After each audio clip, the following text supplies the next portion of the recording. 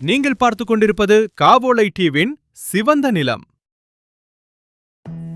வணக்கம், நான் உங்கள் காவோலை எடிசன். இன்றைக்கு உலகம் முழுவதும் ஒரே ஒரு வார்த்தை தான் உரக்க பேசப்படுகிறது. அதைத்தான் நாம் கேட்டுக்கொண்டிருக்கிறோம். அதுதான் ஏஐ எனப்படுகின்ற செயற்கை நுண்ணறிவு. எங்கு பார்த்தாலும் ஏஐ வந்துவிட்டது. இனி உலகமே மாறப்போகிறது. மருத்துவத்தில் புரட்சி, கல்வியில் புரட்சி, தொழிற்சாலைகளில் புரட்சி என்று தினமும் நாம் செய்திகளில் பார்க்கிறோம். இதோடு சேர்ந்து விவசாயத்திலும் ஏஐ புரட்சி செய்ய போகிறது என்கிற ஒரு வாதமும் அடிக்கடி பேசப்பட்டு கொண்டிருக்கிறது. அது மேலை நாடுகளில் நடைமுறைக்கும் வந்துவிட்டது. இனி விவசாயிகள் கஷ்டப்பட தேவையில்லை என்று ஒரு பெரிய மாயை இங்கே கட்டமைக்கப்படுகிறது. ஆனால் இந்த வண்ணமயமான விளம்பரங்களுக்கு பின்னால் ஒளிந்திருக்கும் கசப்பான உண்மை உங்களுக்கு தெரியுமா? வரலாற்றில் எந்த ஒரு புதிய தொழில்நுட்பம் வரும்போதும் அது முதலில் சிறு தொழில் செய்பவர்களையும் உழைக்கும் மக்கங்களையும் தான் பலிகடா ஆக்கியிருக்கிறது. நெசவு இயந்திரங்கள் வந்தபோது கோடிக்கணக்கான நெசவாளர்களின் கைகள் முடக்கப்பட்டன. அதுபோல இ-காமர்ஸ்களும் பெரிய பெரிய மால்களும் வந்தபோது தெருவோர கடைகள் அனைத்தும் காணாமல் போயின என்பது நாம் அனைவரும் கண்கூடாக கண்டது. இப்போது ஏஐ தொழில்நுட்பம் விவசாயத்துக்குள் நுழைந்திருக்கிறது. இது விவசாயியை உயர்த்த போகிறதா அல்லது விவசாயியின் கையில் இருக்கும் கடைசி சொத்தான நிலத்தையும் பிடுங்க போகிறதா? இந்த விஷயங்கள் வெறும் தொழில்நுட்ப வகுப்பு அல்ல. இது உங்கள் குடும்பத்தின், உங்கள் பிள்ளைகளின், உங்கள் நிலத்தின் எதிர்காலம் சார்ந்த வாழ்வாதார எச்சரிக்கை. சரி, விவசாயத்தில் ஏஐ என்னெல்லாம் செய்யும் என்று சொல்லுகிறார்கள்.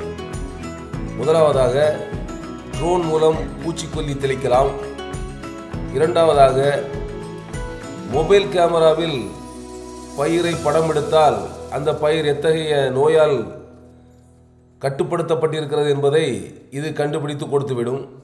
மூன்றாவதாக மண்ணின் ஈரப்பதத்தை கணித்து நீர் பாய்ச்சலாம். இதுபோல எண்ணிலடங்காத நன்மைகளை ஏஐ சொல்லித் திரிகிறது. கேட்பதற்கு எவ்வளவு நன்றாக இருக்கிறது. இனி நாம் கஷ்டப்பட்டு நிலத்தில் இறங்க தேவையில்லை என்று தோன்றுகிறது அல்லவா? அங்குதான் ஆபத்தின் முதல் விதை தூவப்படுகிறது. எப்படி என்றால், பாரம்பரியமாக நமது விவசாயம் என்பது ஒரு அறிவு சார்ந்த கலை. எந்த மேகத்தை பார்த்தால் மழை வரும், மண்ணின் மனத்தை வைத்து அது தாகத்தோடு இருக்கிறதா இல்லையா, காற்று வீசும் திசையை வைத்து பூச்சி தாக்குதல்கள் இந்த வருடம் எப்படி இருக்கும், இவையெல்லாம் நமது முப்பாட்டனும் பாட்டனும் நமக்கு கற்றுக் கொடுத்த மரபு சார்ந்த அறிவு. அது தலைமுறையாக தொடர்ந்து கொண்டிருக்கிறது. ஆனால் ஏஐ என்ன செய்ய போகிறது தெரியுமா? விவசாயியின் இந்த அறிவை மழுங்கடித்து இவற்றிற்கான அவனுடைய சிந்தனை திறனை மொத்தமாக முடித்து வைத்து அவனை ஒரு ஏஐ செயலியின் அடிமையாக மாற்றுகிறது. சுயமாக அவர்கள் சிந்திக்க வேண்டிய தேவையில்லை. நேரடியாக செயற்கை நுண்ணறிவு ஆக்கப்பட்டிருக்கும் ஒரு செயலியின் மூலமாக அவர்கள் அதை அறிகிறார்கள். அதனால் மொபைல் போன் எப்பொழுது விதை என்று சொல்லுகிறதோ அப்பொழுது விதைக்க கற்றுக்கொள்ளுவான். இந்நேரம் தண்ணீர் ஊற்று என்று சொன்னால் அந்நேரம் அவன் தண்ணீர் பாய்ச்சுவான். அவன் பாய்ச்சுவது இருக்கட்டும், அந்நேரத்தில் தானாகவே பாய்க்கும் முறைக்கும் தள்ளப்படுவான். அது தானியங்கியாக நடைபெறும். சிறிது காலத்திற்கு விவசாயிக்கு தன் சொந்த மண்ணை பற்றிய அனுபவ அறிவு அற்று போகும். அடுத்த தலைமுறைக்கு ஏஐ செயலிகள் இல்லை என்றால் விவசாயமே செய்ய முடியாது என்ற நிலை உருவாகும். ஒரு மனிதனின் அறிவை அவனிடமிருந்து பிரிப்பதே அவனை அடிமையாக்குவதற்கான முதல் படி. சரி, இந்த ஏஐ தொழில்நுட்பங்களை யார் உருவாக்குகிறார்கள்? ஏழை விவசாயிகளா? இல்லை அவர்களை காக்கும் அரசாங்கங்களா? அதுவும் இல்லை. கோடிக்கணக்கான டாலர்களை முதலீடு செய்து பன்னாட்டு கார்ப்பரேட் நிறுவனங்கள் இவற்றை உருவாக்குகின்றன. இலவசமாக சேவை செய்ய அவர்கள் ஒன்றும் தொண்டு நிறுவனங்கள் அல்ல. அவர்கள் சிறு விவசாயிகளை எவ்வாறு ஏமாற்ற வலை விரிக்கிறார்கள் என்பதை 5 அடுக்குகளாக பார்ப்போம். முதல் அடுக்கு இலவச தரவு திரட்டு. நீங்கள் உங்கள் வயலில் நின்று AI செயலியை பயன்படுத்தும் போது உங்கள் நிலத்தின் அளவு, மண்ணின் தரம், அது யாருடையது, நிலத்தடி நீர்மட்டம் எந்த நிலையில் இருக்கிறது, நீங்கள் எடுத்துக்கொண்டிருக்கும் மகசூல் என அனைத்து தரவுகளும் அந்த நிறுவனத்தின் சர்வருக்கு செல்லுகின்றன. உங்கள் சொந்த நிலத்தின் ரகசியத்தை உங்களுக்கு தெரியாமல் அவர்களிடம் இலவசமாக கொடுக்கிறீர்கள். இரண்டாவதாக செயற்கையான சார்பு நிலை. இந்த AI செயலி உங்களுக்கு பரிந்துரை செய்யும். இந்த நோயை கட்டுப்படுத்த இந்த கம்பெனியின், உதாரணமாக X என்ற கம்பெனியின் பூச்சிக்கொல்லியை பயன்படுத்துங்கள். அதுபோல நீங்கள் விதைக்க ஆரம்பிப்பதற்கு முன்னால் நீங்கள் செயலியை கேட்கும் போது அது குறிப்பிட்ட ஒரு கம்பெனியின் விதையை வாங்கச் சொல்லும். அந்த AI அல்காரிதம்கள் எந்த நிறுவனம் அதற்கு அதிக பணம் கொடுக்கிறதோ அந்த நிறுவனத்தின் பொருட்களையே உங்களுக்கு பரிந்துரைக்கும். இயற்கை உரங்களையோ பாரம்பரிய விதைகளையோ அது ஒருபோதும் உங்களுக்கு செயல்பட விடாது. மூன்றாவதாக சந்தாதாரர் கட்டணப்பொறி, அதாவது சப்ஸ்கிரிப்ஷன் ட்ராப். ஆரம்பத்தில் 1 அல்லது 2 ஆண்டுகள் இந்த சேவைகள் அனைத்து இலவசமாகவோ அல்லது 100-200 ரூபாய் என்ற குறைந்த கட்டணத்திலோ கிடைக்கும். நீங்கள் பழகிய பிறகு, பாரம்பரிய முறைகளை மறந்த பிறகு பிரீமியம் சந்தாவானது பல லட்சக்கணக்கில் ஏற்றுவார்கள். வேறு வழியின்றி, ஏனெனில் நீங்கள் பழைய பாரம்பரிய முறைகள் அனைத்தையும் மறந்திருப்பீர்கள். நீங்கள் அதை கூடுதல் பணம் கொடுத்து வாங்கித்தான் ஆக வேண்டிய நிலைக்கு தள்ளப்படுவீர்கள். அதை ஏற்கனவே நாம் ஹைபிரிட் விதைகள் விஷயத்தில் பார்த்தோம். நான்காவதாக பழுது பார்க்கும் உரிமை மறுப்பு. அதாவது இப்பொழுது நாம் பயன்படுத்தும் கருவிகளை AI வைத்து விவசாயம் பார்க்கும்போது பயன்படுத்த முடியாது. அதற்கு தனியாக ஸ்மார்ட் டிராக்டர்கள் வரும். அதுபோல AI ட்ரோன்களால் மருந்து தெளிப்பான்கள் வரும். அவை பழுதானால் உங்கள் ஊர் சாதாரண மெக்கானிக் அதை தொட்டு கூட பார்க்க முடியாது. அதில் உள்ள சாப்ட்வேர் பூட்டப்பட்டிருக்கும். அந்த நிறுவனத்தின் ஆள் வந்து சரி செய்ய வேண்டும். அதற்கு அவர்கள் கேட்கும் கட்டணமானது உயர்ந்த நிலையில் இருக்கும். அதை நீங்கள் கொடுத்துத்தான் ஆக வேண்டிய சூழ்நிலைக்கு தள்ளப்படுவீர்கள். அடுத்ததாக, ஐந்தாவதாக, சிறு சிறு உள்ளூர் விதை நிறுவனங்களும் உர கடைகளும் நசுக்கப்பட்டு 2 அல்லது 3 பன்னாட்டு நிறுவனங்கள் மட்டுமே சந்தையில் இருக்கும். அவர்கள் வைத்ததுதான் விலை என்றாகும். அவர்கள் சொல்வதுதான் நாம் செய்ய வேண்டிய விவசாயமாக இருக்கும். சரி, நாம் மிக முக்கியமான ஆபத்தான பகுதிக்கு வருவோம். சரி, ஏமாற்றுகிறார்கள், பணத்தை இழப்போம். ஆனால் என் நிலம் எப்படி என்னுடைய விருப்பமின்றி என் கையை விட்டு போகும் என்று நீங்கள் கேட்கலாம். இதோ அந்த சதி திட்டம் எப்படி நடக்கிறது என்று விளக்குகிறேன். வருங்காலங்களில் கண்டிப்பாக இவ்வாறு நடக்கும். AI சார்ந்த விவசாயம் செய்ய வேண்டும் என்றால் சாதாரண கருவிகள் போதாது. நிலத்தில் சென்சார்கள் வைக்கப்பட வேண்டும். AI ட்ரோன்கள் வேண்டும். ஸ்மார்ட் பாசன அமைப்புகள் வேண்டும். இதன் செலவு லட்சக்கணக்கில் இருக்கும். 1 அல்லது 2 ஏக்கர் வைத்துள்ள சிறு விவசாயியால் இந்த மொத்த செலவில் வாங்க முடியுமா? முடியாது. உடனே இந்த பன்னாட்டு நிறுவனங்களே வங்கி மற்றும் தனியார் நிதி அமைப்புகளுடன் கூட்டு சேர்ந்து கொண்டு விவசாயியிடம் வரும். கவலைப்படாதீர்கள், நாங்கள் உங்களுக்கு கடன் தருகிறோம். AI தொழில்நுட்பத்தை பயன்படுத்துங்கள், 2 மடங்கு மகசூல் வரும், கடனை அடைத்து விடலாம் என்று ஆசை வார்த்தைகள் கூறுவார்கள். அதை நம்பி நீங்களும் கடனை வாங்குவீர்கள். விவசாயி கடனை வாங்கி AI உபகரணங்களை பொருத்துகிறார். ஆனால் விவசாயம் என்பது வெறும் தொழில்நுட்பம் சார்ந்தது மட்டுமல்ல, அது நேரடியாக இயற்கையோடு இணைந்தது. திடீரென மழை பெய்கிறது அல்லது கடும் வறட்சி வருகிறது என்று வைத்துக் கொள்வோம். புதுவிதமான நோய் ஒன்று பயங்கரமாக தாக்குகிறது. இதில் ஏஐ கணக்கீடுகளும் தோற்று போகின்றன என்று வைத்துக் கொள்வோம். மகசூல் பொய்த்து போகிறது. இப்போது விவசாயியால் கடனை அடைக்க முடியுமா? கண்டிப்பாக முடியாது. இந்நேரம்தான் இந்த வங்கி அல்லது கார்ப்பரேட் நிறுவனங்கள் என்ன செய்யும்? ஏற்கனவே கார்ப்பரேட் நிறுவனங்கள் இது விஷயமாக ஒப்பந்த விவசாயம், கான்ட்ராக்ட் ஃபார்மிங் என்ற பெயரில் ஏற்கனவே ஆவணங்களில் நுட்பமாக கையெழுத்து வாங்கி இருக்கும்.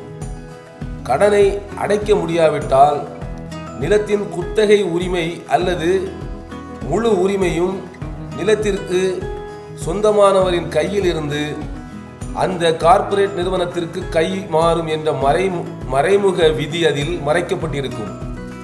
விவசாயி தன் கடனுக்காக தன் உயிரினும் மேலான சொந்த நிலத்தை அந்த பன்னாட்டு நிறுவனத்திற்கு தாரை வார்க்கும் நிலைக்கு தள்ளப்படுவான். இதுதான் டிஜிட்டல் நில பிரபுத்துவம். நிலத்தை இழந்த பிறகு விவசாயி எங்கே போவான்? அவன் சொந்த நிலத்திலேயே அதே பன்னாட்டு நிறுவனத்தின் மாத கூலியாக அல்லது குத்தகைதாரராக மாறிப்போவான். நேற்று வரை அவன் அந்த நிலத்தின் எஜமானனாக இருந்திருப்பான். இன்று அவன் ஏஐயின் ஆணைப்படி வேலை செய்யும் ஒரு கூலியாளாக மாறிவிடுவான். இதுதான் புதுவிதமான டிஜிட்டல் நில பிரபுத்துவம். பழங்காலத்தில் ஜமீன்தார்கள் அடியாட்களை வைத்து பலவிதமான கட்டுப்பாடுகளை விதித்து நிலத்தை பறித்தார்கள். இன்று ஏஐ மற்றும் கார்ப்பரேட்டுகள் தொழில்நுட்பம் என்ற பெயரில் நிலத்தை பறித்து கொண்டிருக்கிறார்கள். யோசித்து பாருங்கள், ஒரு நாட்டில் நிலங்கள் அனைத்தும் 4 அல்லது 5 பன்னாட்டு நிறுவனங்களின் கைகளுக்கு சென்றுவிட்டால் என்ன நடக்கும் என்று. முதலாவதாக உணவு சுதந்திரம் பறிபோகும். அவர்கள் என்ன பயிரிட சொல்லுகிறார்களோ அதைத்தான் நாம் பயிரிட வேண்டிய கட்டாயத்துக்கு ஆட்படுவோம். அவர்கள் என்ன உணவை சந்தைக்கு கொண்டு வருகிறார்களோ அதைத்தான் மக்கள் சாப்பிட வேண்டி வரும். இரண்டாவதாக பாரம்பரிய விதைகளின் அழிவு. 1000 ஆண்டுகளாக நாம் காப்பாற்றி வைத்த கத்தரி, தக்காளி, மிளகாய் போன்ற பயிர்கள் மரபணு மாற்றப்பட்ட ஹைபிரிட் விதைகளால் அழிக்கப்பட்டது நமக்கு தெரியும்.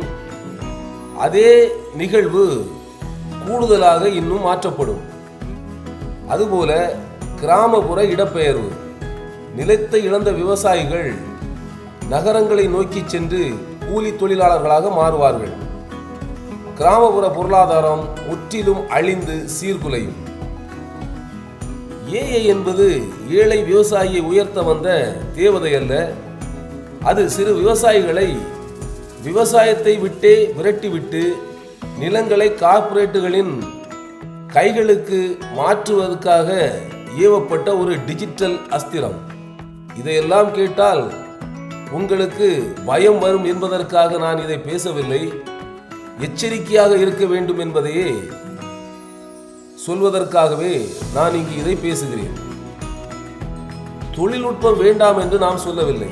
ஆனால் அந்த தொழில்நுட்பம் யாருடைய கட்டுப்பாட்டில் இருக்க வேண்டும் என்பதுதான் கேள்வி. இந்த ஆபத்துகளில் இருந்து சிறு விவசாயிகளும் நம் நாட்டின் விவசாயமும் தப்பிக்க என்ன செய்ய வேண்டும்? முதலாவதாக அரசு செயல்பட வேண்டிய துறை ஓப்பன் சோர்ஸ் என்று சொல்லப்படும் புதிய இலவசமாக கிடைக்கக்கூடிய ஏஐ செயலிகளை உருவாக்க வேண்டும். பன்னாட்டு நிறுவனங்களின் செயலிகளை நம்பி ஏமாறாமல் நமது அரசு மற்றும் வேளாண் பல்கலைக்கழகங்கள் உருவாக்கும் இலவச திறந்த நிலை ஓப்பன் சோர்ஸ் ஏஐ தொழில்நுட்பங்களை மட்டுமே விவசாயிகள் பயன்படுத்த முன்வர வேண்டும். அவற்றை உருவாக்க அரசுகளும் பொருளாதார மற்றும் இடஒதுக்கீடுகளை அறிவித்து அவற்றை திட்டப்படுத்த வேண்டும். அதுபோல தரவு பாதுகாப்பு சட்டங்கள்.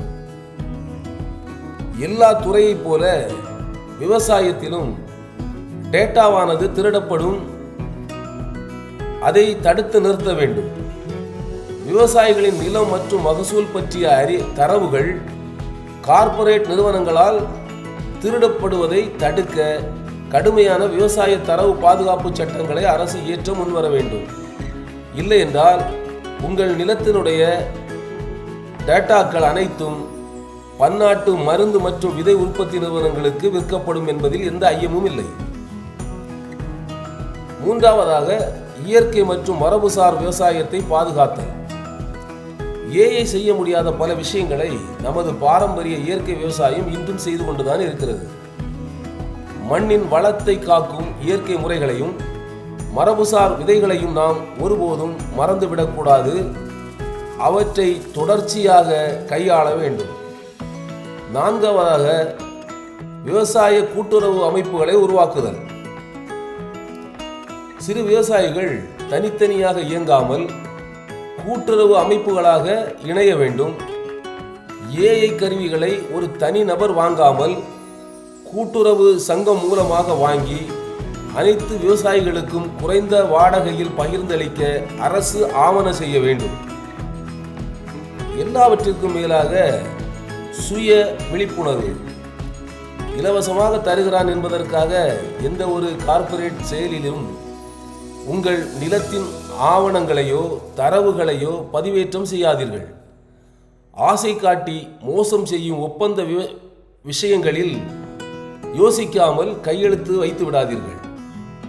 இறுதியாக, நிலம் என்பது வெறும் மண் அல்ல. அது நமது அடையாளம், நமது சுதந்திரம், நமது தன்னாட்சி. அதை இழப்போமானால் நாம் ஒரு பெரிய அடிமை சங்கிலிக்குள் சிக்கிக்கொள்வோம்.